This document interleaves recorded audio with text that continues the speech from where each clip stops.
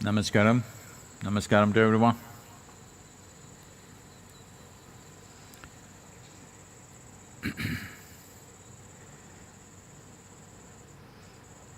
This, for many of you, this time, the virus time, the virus is becoming iconic, huh?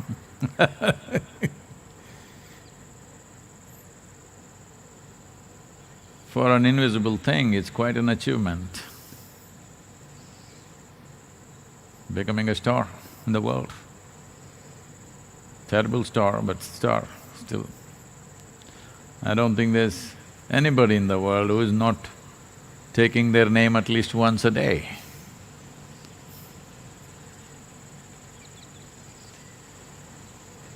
So, these virus times, you are forced into inactivity.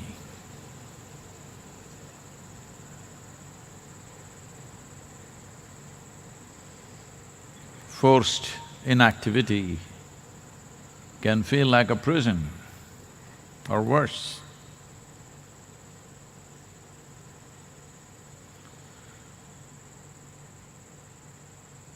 This is because the nature of physicality,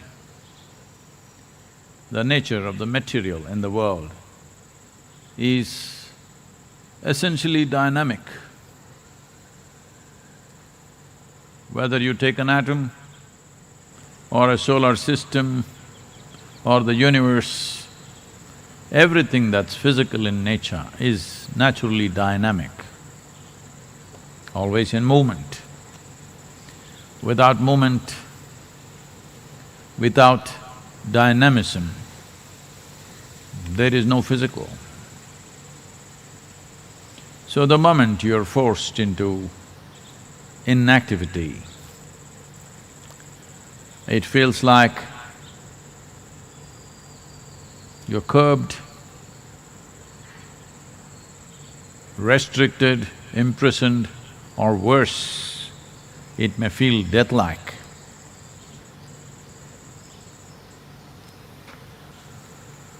Well, there is a way beyond this.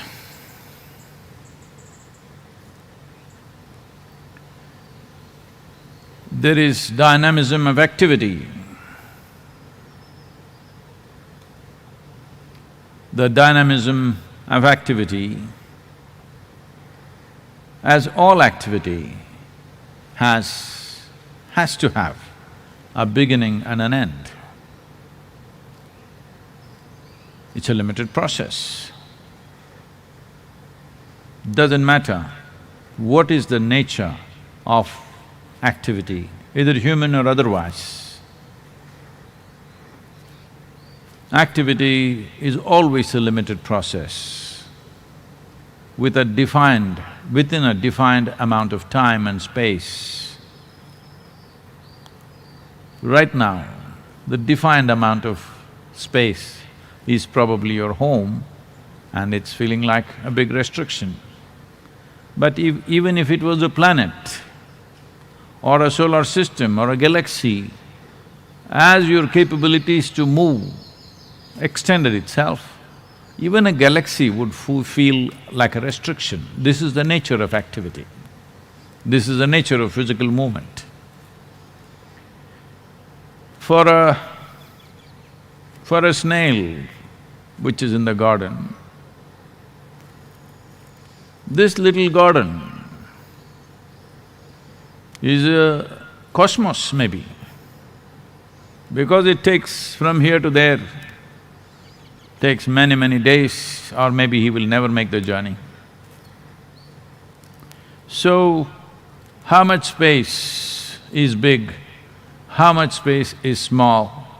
What is a restriction? What is not a restriction? All based on one's competence of movement and dynamism.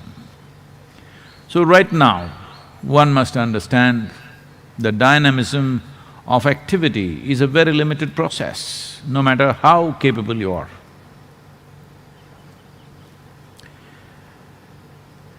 But dynamism or the inertia which comes with restriction is feeling like a restriction and feeling like a suffocating process only because it has become stagnation. You're experiencing inactivity as stagnation. Inactivity that is induced, that has induced inertia. Because of this, one feels stagnant. Stagnation will naturally lead to death in a way. You may not die immediately, but in many ways you will die once you stagnate. So, there is a way to move inactivity into stillness and not stagnation. Stillness is super dynamic, but there is no activity. Stillness is the nature of the source. Activity is the nature of the surface. But the physical body, the nature of your mind, which is also physical in nature essentially, is designed for activity, or that is how most people understand this. But what they're missing out is their activity on a daily basis is fueled by a few hours of stillness which they call as sleep. If that stillness was absent, this activity would fall apart in no time. The only problem with that stillness is, it is an unconscious slumber where you don't exist, you have no role to play. People say, I enjoy my sleep. Nobody can enjoy their sleep. You may enjoy the restfulness that sleep offers you. You may enjoy the rejuvenation that sleep offers you, but you cannot enjoy sleep. If you're enjoying it, you are just pretending to sleep. You're not really sleeping. So stillness is of another dimension of dynamism. Now, this dimension of dynamism needs an intensity of life which one can never achieve through activity. Because if you reach a certain level of intensity in your activity, it will exhaust you. That is the nature of activity. However good the activity is, however pleasant it is, however pleasurable it is, every activity with a certain intensity will naturally exhaust you. It will force you to go into the slumber of stillness. But to become still consciously means you're building a bridge between the physical and the non-physical dimensions of your existence. Everything that's physical, the galaxies, the stars, the moon, the sun, the planets, every atom is dynamic, including this physical body. If it attains to absolute inertia, that's called death. Or in other words, dynamism is the basis of physicality. Without that movement, there is no physical nature. It is just the whole process of what is the profoundness or how profound is one's experience of life, and how precise and purposeful is the nature of one's activity. simply depends upon whether you have touched the core of your stillness or are you just on the surface of physical oscillations. Bringing this home to yourself is right now a good time because the virus, I couldn't do it. Now you're home, you can bring this dimension into your life. That is a very intense way of existence, but still. Right now the issue with most people is, if you ask them to be intense, they will become tense. So their idea of relaxation is usually to be lax. This is the essence of yoga. That is, you're intense and relaxed at the same time. In tension, your perception is seriously impaired. In laxity, you don't even have it. Because the essence of expanding one's life process, the basis of enhancing one's life process is only in enhancing one's perception. This can only happen when you're very intense and relaxed. Well, we can do a simple process to see how to go about this. Above all, once you know how to be very intense and still and relaxed at the same time, this compulsive or forced nature of always wanting to find a release or relaxation will recede in one's life. If you touch the still core within yourself, you will touch the original nature of your existence. When I say the original nature of your existence, everything here in this existence is still. Only small bits of creation. There may be billions of stars, but still it occupies less than 1% of the larger space in the existence. So largely, this emptiness is still. But now, slowly, modern science is trying to figure out that there is something very powerful happening in the stillness. That is so with the larger space, that is so with this, because they are not made differently. This small little life and the whole cosmos, everything has been have been created with the same fundamental design. Construction and sophistication of building is different from a single atom to the cosmos, but fundamentally the design is same. Today there is a branch of science which is developing, still many of them think it's controversial, but in the yogic culture forever we said anda pindanda. That means the way the atom is, that is the way the cosmos is. It is just the complexity and sophistication multiplies, but essentially it's the same thing. So this also has a surface which is subject to various physical realities, and this also has a core which is not subject to any of those laws.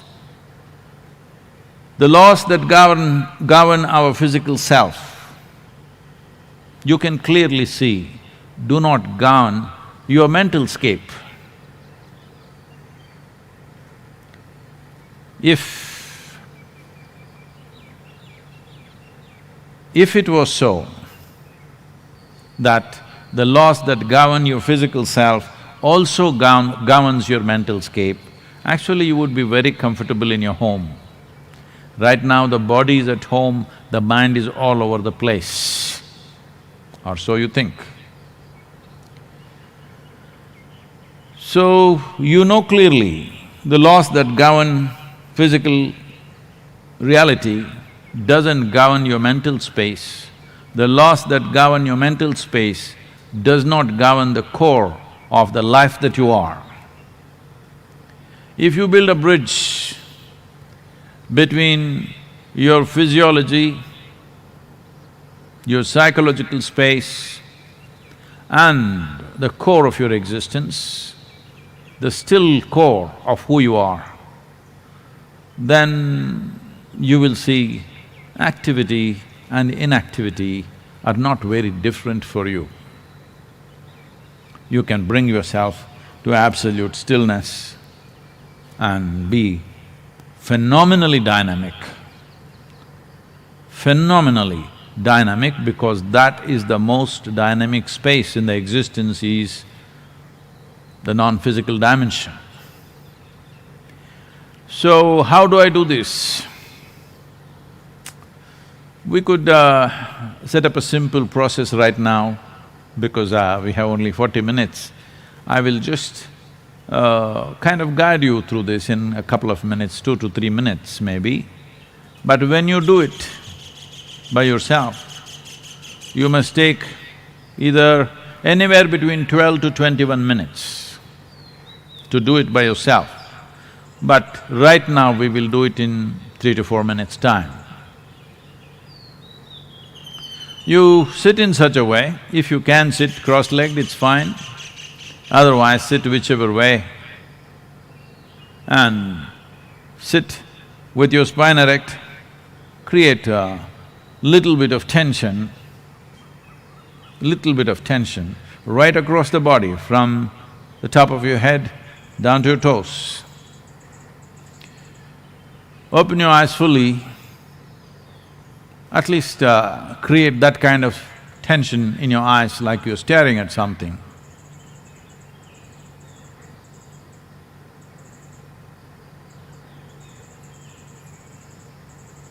And your breath also slightly exaggerated.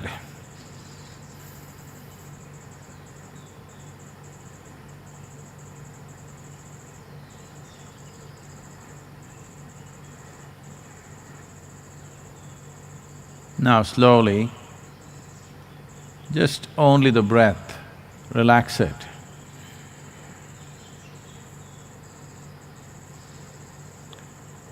Relax your eyes, still looking, but bring staring to gazing kind of relaxation. Then starting from the top of your head, moving very slowly, relax very, very slowly. Let's say from the topmost point in your head, the top of your head, like in a radius of 1 centimeter at a time, relax like that and continue to extend it to 2 centimeters, 3 centimeters and let it spread slowly across the body. But don't change your posture. Your physical posture is still same. The posture that you are holding with a certain level of tension, slowly transform it into a very relaxed but still exactly same posture. Do not become like this. Still the same posture, but just relax everything. If one cycle of moving from top of your head down to your toes doesn't relax you, start again and again from the top of your head and bring it down.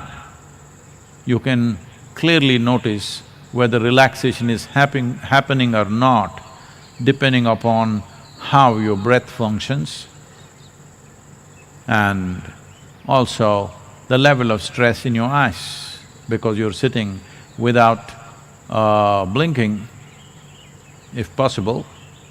If the lights are comfortable, you can sit without blinking. If the light is little sharp, you may blink once in a way, but that's okay, don't worry about those things. The important thing is, you create a posture that needs a certain amount of tension to hold, then Slowly relax it. Start with the breath, move to the eyes, then move to the top of the head and down and again and again and again. Hold the same posture but in a very relaxed way.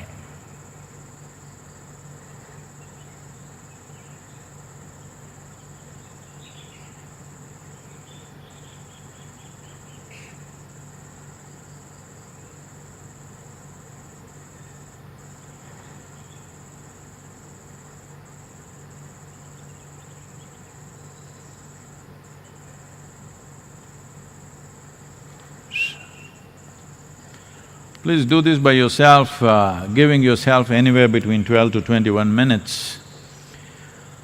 The important aspect of this is, you must understand, when your activity and your life is related to the nature of activity you perform, physically, mentally, emotionally, and it's limited to that, you naturally become, unknowingly, very prejudiced in terms of life. Prejudice means this, that unknowingly you have divided the world. First division happens, me versus the cosmos. Then it feels very lonely, so me and my family versus the cosmos. Then that also feels terrible, as you know right now in the lockdown, me, my friends and rest of the universe. That also doesn't feel good, then you say me and my community and rest of the universe, me and my nation and rest of the universe. Like this we may expand boundaries, but the problem is just this. The moment you identify with the limited aspect of physical dynamism, you naturally become a prejudiced existence.